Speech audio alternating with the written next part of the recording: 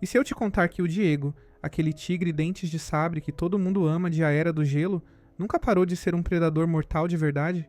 E se tudo que você viu nos filmes foi só uma grande manipulação, fica comigo até o final desse vídeo porque eu vou te mostrar cenas e detalhes que vão mudar totalmente como você vê esse personagem. E olha, se prepara porque essa teoria é pesada. Vamos começar pelo começo, lá no primeiro filme.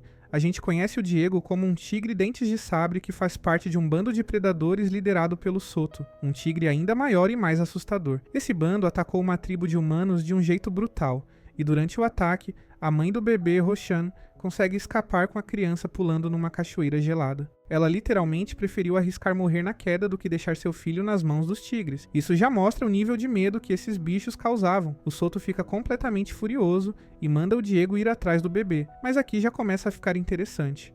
O Diego aceita a missão, mas com uma condição bem específica. Ele quer trazer o bebê de volta sozinho. Ele faz questão disso. Por quê? Isso nunca é explicado direito no filme, e todo mundo aceita como parte da história. Mas quando você para pra pensar, é estranho demais.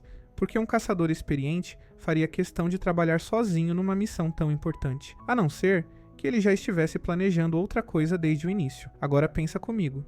O Diego se infiltra no grupo do Manny e do Sid para ganhar a confiança deles e levar o bebê pro Soto. Até aqui tudo bem, isso a gente sabe porque o filme mostra. Mas e se o Diego nunca mudou de ideia sobre ser um predador? E se tudo o que aconteceu foi só uma mudança de estratégia de sobrevivência? E se ele só percebeu que tinha um jeito melhor, mais esperto de conseguir o que precisava? Olha só como isso faz sentido. Quando o Diego está viajando com o Manny e o Sid, ele tem um tempão para observar e estudar tudo. Ele percebe rápido que o Soto é um líder completamente maluco, violento e que não confia em ninguém. O Soto não tem lealdade real com ninguém, nem com os outros tigres do bando. Ele só usa os outros tigres como ferramentas descartáveis. Então o Diego, sendo o predador esperto que é, calcula que as chances dele sobreviver são bem maiores se ele trair o Soto primeiro, antes que o Soto se livre dele. Mas aqui está o ponto-chave dessa teoria toda. Ele não trai o Soto por bondade. Ele não tem uma mudança mágica de coração onde de repente vira bonzinho. Ele trai por pura estratégia de sobrevivência. É um cálculo frio. E nos filmes seguintes, ele continua com o Manny e o Sid não por amizade de verdade, mas porque achou um jeito muito melhor e mais seguro de sobreviver num mundo perigoso. Pensa bem. Um tigre dentes de sabre sozinho na Era do Gelo tem que caçar sozinho, tem que enfrentar outros predadores sozinhos, tem que defender território sozinho, e uma hora vai acabar morrendo sozinho, seja de fome, de ferimentos ou de velhice. Mas um tigre que finge ser manso e fica com um mamute gigante que pode esmagar qualquer inimigo, isso não é bondade. Isso é genialidade pura de sobrevivência. Vamos analisar o comportamento do Diego ao longo dos filmes com um olhar mais crítico. No primeiro filme tem aquela cena em que o Sid tá tentando fazer fogo, esfregando gravetos e o Diego tá ali do lado observando. Ele tem uma expressão bem específica. Se você pausar e olhar direito, não é uma expressão de amizade ou curiosidade. É uma expressão de um predador estudando sua presa. Ele observa cada movimento, cada erro, cada fraqueza. Isso não é coisa de amigo observando amigo. Isso é coisa de caçador guardando informações. E tem mais. Lembra daquela cena que eles estão atravessando o gelo fino e o Diego tem medo de água? Todo mundo acha fofo, né? Um tigrão grande e forte com medo de água. Mas pensa de novo. Tigres dentes de sabre eram predadores de topo. Não faz sentido eles terem medo de água. Grandes felinos de hoje, como leões e tigres, caçam perto de água e alguns até nadam bem. Então por que o Diego teria esse medo? A teoria, e isso é assustador, é que ele não tem medo nenhum. Ele tá fingindo. Ele finge ter medo de água para parecer mais vulnerável, mais fraco, mais confiável, mais inofensivo. É uma manipulação perfeita. Quando você vê alguém com medo de algo, você automaticamente abaixa sua guarda. Você vê aquela pessoa, ou nesse caso aquele bicho, como menos ameaçador. É exatamente o que o Diego quer. Agora, antes de continuar, eu preciso te pedir uma coisa. Se você está gostando desse conteúdo e quer ver mais teorias sobre filmes da sua infância, deixa aquele like no vídeo, se inscreve no canal e ativa o sininho para não perder nada. E se você curte mesmo esse tipo de conteúdo, considere se tornar membro do canal. Com isso, você tem acesso a vídeos exclusivos e me ajuda a continuar fazendo essas análises. Agora vamos continuar porque vai ficar ainda mais pesado. No segundo filme, A Era do Gelo 2, a gente vê o Diego começando a se interessar pela Shira, outra tigre dentes de sabre. E aqui tem uma coisa muito interessante. A Shira primeiro aparece como vilã, trabalhando para o Capitão Gucci. mas o Diego convence ela relativamente rápido a mudar de lado. Agora, todo mundo acha que foi amor. Mas e se foi algo mais calculista? E se o Diego reconheceu na Shira uma predadora exatamente como ele? Alguém que também tá só sobrevivendo do jeito que pode. E ele decidiu trazer ela pro grupo, porque 2 predadores trabalhando juntos são bem melhores que um sozinho. Pensa na vantagem disso. Pensa bem. Agora são 2 tigres dentes de sabre enormes num grupo onde todo mundo confia neles de olhos fechados. Se em algum momento as coisas ficarem difíceis, se a comida acabar, se virar questão de vida ou morte, eles têm toda a vantagem. O Manny é forte, mas 2 tigres trabalhando juntos podem derrubar até um mamute. O Cid é completamente indefeso, e todos os outros do grupo, a Ellie, os gambás Crash e Ed, são presas fáceis. Tem uma cena no 3º filme que pouca gente presta atenção, mas que é muito reveladora. É quando o grupo tá enfrentando o Rude, aquele dinossauro albino gigante. O Diego fica pra trás num momento crucial. Todo mundo acha que é covardia, e ele mesmo usa essa desculpa. Mas e se não foi? E se ele estava calculando quando seria o momento certo de agir? Ou melhor, de não agir?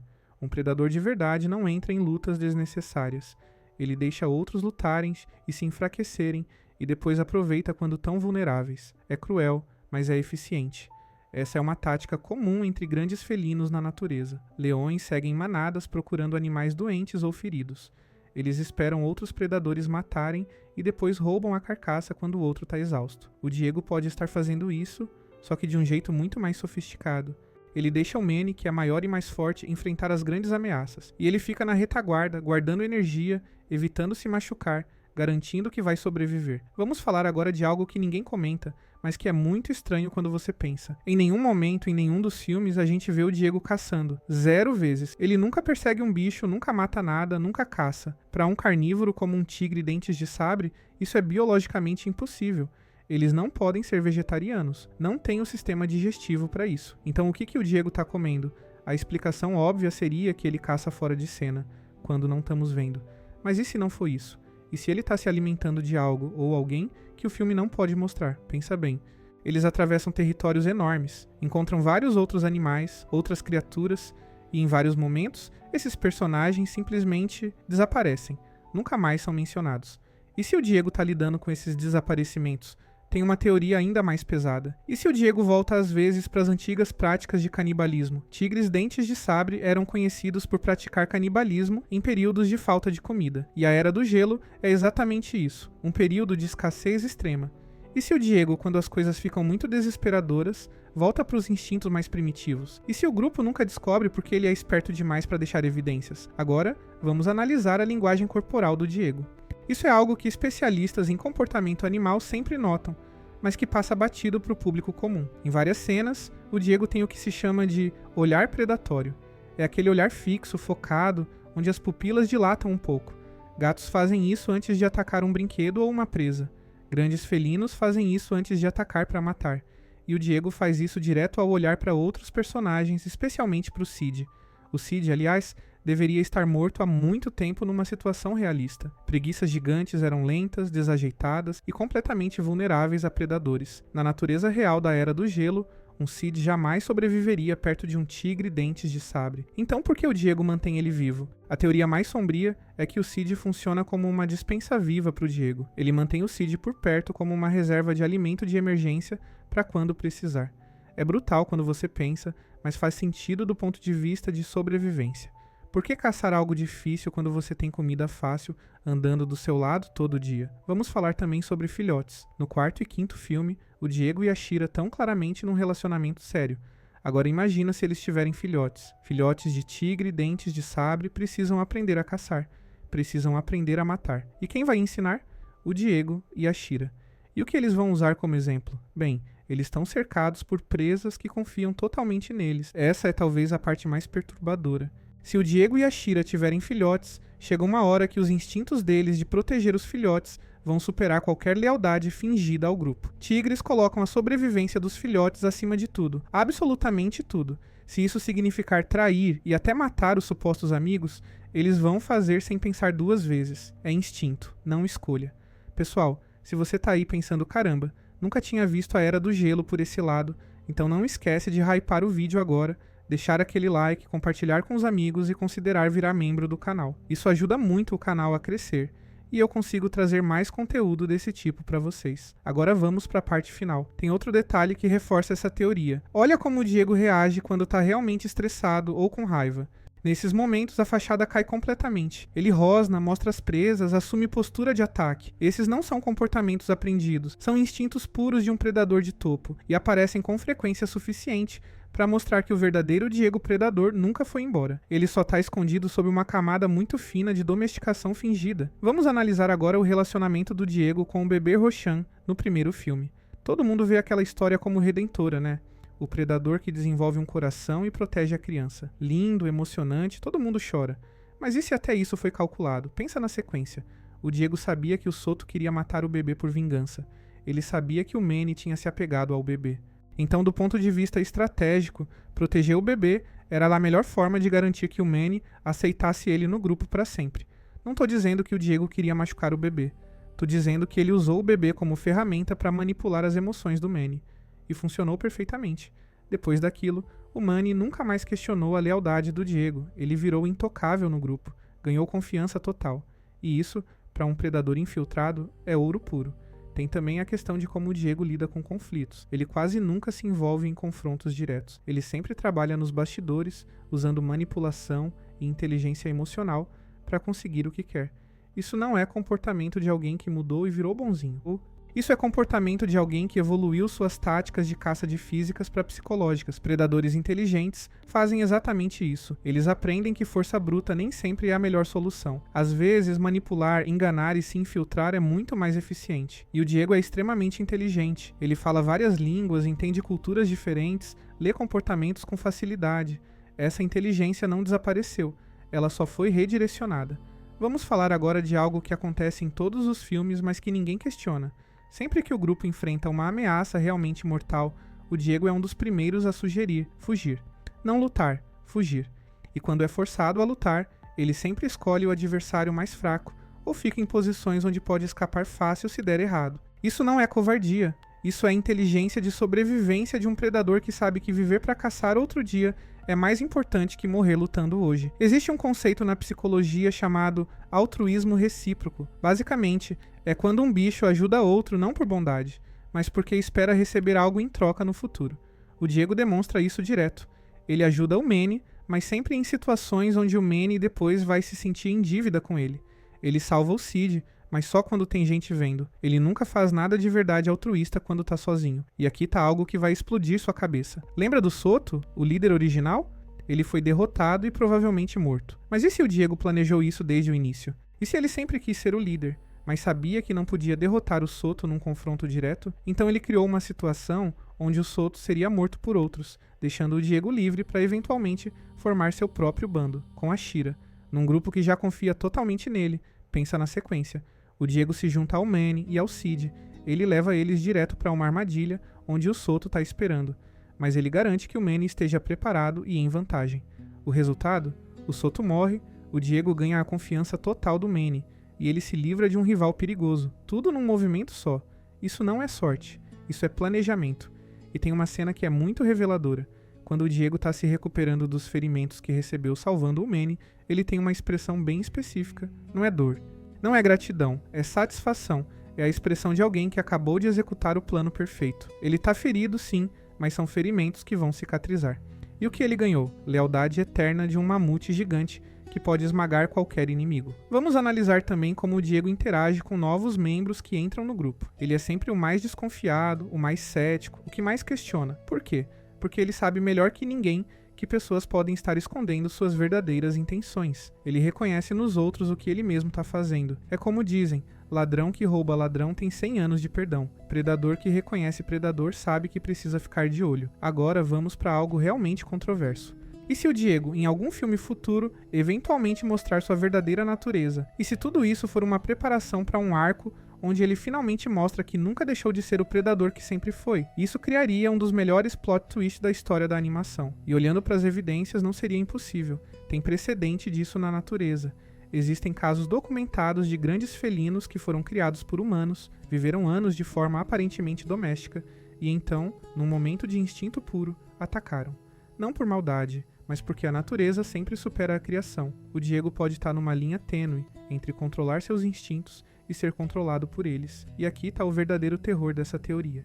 Se ela tiver certa, o Diego já identificou exatamente como mataria cada membro do grupo se precisasse. Predadores fazem isso naturalmente.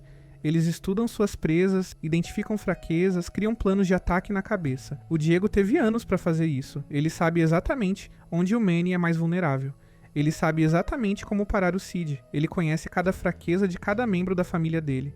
E num momento de desespero, ele poderia usar esse conhecimento. Vamos falar sobre a cena final do primeiro filme. O Diego se despede e começa a ir embora. Ele diz que não é bom em despedidas e que precisa encontrar seu próprio caminho, mas o Manny convence ele a ficar. Agora, todo mundo vê isso como emocionante. Mas e se o Diego estava tentando fazer a coisa certa?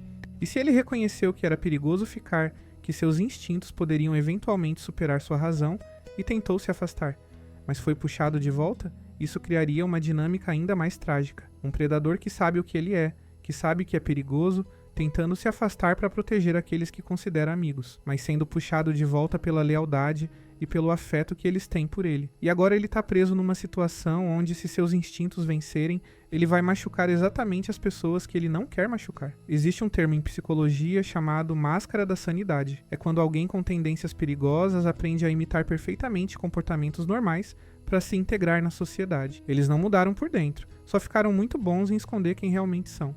O Diego pode estar fazendo exatamente isso. Ele aprendeu a imitar comportamentos de amizade, lealdade e amor, mas por baixo, seus instintos de predador nunca mudaram. Pessoal, chegamos na reta final, e eu preciso pedir mais uma vez, se você está curtindo, deixa aquele like, se inscreve no canal, ativa as notificações e considera virar membro. Isso me ajuda demais a continuar fazendo esses vídeos que exigem muita pesquisa e análise. E agora, vamos para a conclusão. O mais assustador dessa teoria não é que o Diego seja mau, é que ele pode estar preso entre duas naturezas. A natureza do predador, que é o que ele nasceu para ser, e a natureza do amigo, que é o que ele aprendeu a ser. E essas duas naturezas estão em conflito constante dentro dele. Cada dia é uma batalha entre o tigre dentes de sabre que quer caçar e o Diego que quer ser parte da família. E talvez essa seja a verdadeira mensagem. Não é que o Diego seja um vilão fingindo ser herói. É que ele é alguém lutando contra a própria natureza todos os dias. Alguém que sabe exatamente o que poderia fazer, o que seus instintos mandam ele fazer, mas que escolhe ativamente não fazer. E essa é uma luta muito mais interessante e complexa do que simplesmente ser bom ou mal. Pensa nisso. Cada interação que o Diego tem com o grupo é ele escolhendo ativamente não seguir seus instintos. Cada vez que ele está perto do Sid e não ataca, é uma vitória dele sobre si mesmo. Cada momento de vulnerabilidade que ele mostra é ele lutando para ser mais do que só um predador.